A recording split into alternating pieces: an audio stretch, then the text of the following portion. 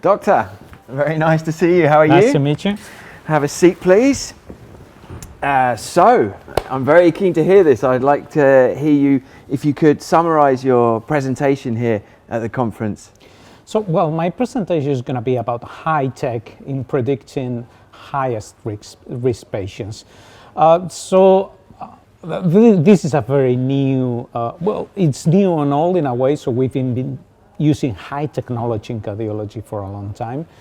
Not so much for prediction, and I guess that in prediction we need to talk specifically of artificial intelligence. And I'm going to talk about this more like an opening a door in which there's initial evidence, that's initial use, but I'm going to show some examples of the potential that we have, the power of artificial intelligence, but still there's a long way to go. So my presentation would be like an appetizer. Yes. I would show a little bit of examples of things that work, but I will show some of the examples of things that should have worked or they had the potential to really work and hadn't, and the reasons why. And I think I'm going to talk at the end, we need to change the culture. It's not only about technology, it's how we use that technology, how we integrate it in care, and actually how we build down or bring down the barriers between cardiologists and other specialists, healthcare providers and technology developers, technicians and so on. I think we need to get together, and these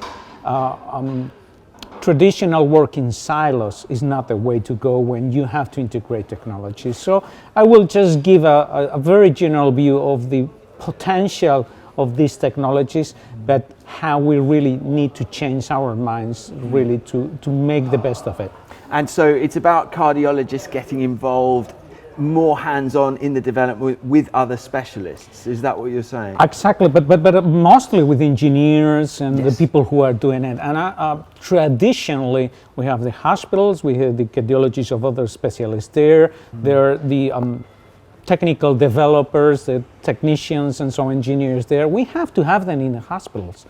So I think that we need to change it, not just for one particular tool or for one particular project. We have to live in, engineers are designed, if I may say that, to solve problems. And that's what we need.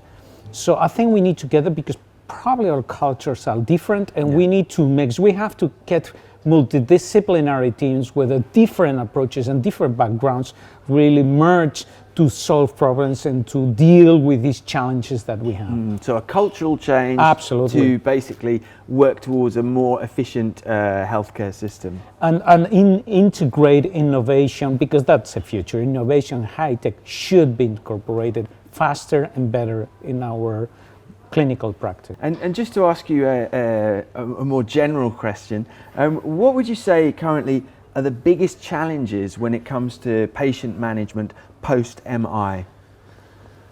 Well, that's a tough question. I mean, there are several. Of course, one of the things that we have cardiologists is that we've been very successful, but we're a factory of creating chronic patients. Yeah. That's one thing, which is a burden for the patients, for the society, and that's not going to change. So I don't think we're going to be able to cure these patients. We have to take care of them in a way that is efficient for the patients, for relatives, and for the system. So we really need to see how these patients post-MI get the best prognosis in the future. So first we need to identify those who are really at low risk if they take care with, let's say, simple approaches, which is changing lifestyle. If you only risk factors, smoking, definitely quit smoking is the priority. Whether they have multiple risk factors, diabetic, high cholesterol, and so on, high blood pressure, then it's more complicated. And then there's socio-economical factors, so this becomes very complicated. So I think one of the challenges is really to understand what are the main drivers of myocardial infarction and what will be the main drivers of the future of the fate of the patient. So at the end is what is the prognosis. We need to identify risk stratify these patients, and then to I wouldn't say individualize, but at least select what of the several strategies for secondary prevention that we have should be applied for these particular patients, and how to do it properly, timely. And I would say one second challenge is compliance. We just give them many things. We tell them to diet, physical activity, tons of pills and so on. And actually 50% of patients actually stop taking some of the pills and lifestyle advice at 1 year. That's a real big problem. So we need to deal with that, and we need to understand how to do it. I don't think that medicalizing patients' life is a good approach. So in that part, technology and innovation should also help. Fantastic. I don't know whether I answered that's your a question. fantastic There are many more challenges, but I guess that's one of the general view of that. Fantastic. Well, thank you very much for your time, Dr. Bueno, and I You're hope you welcome. enjoy the rest of the conference. Thank you. Thank you.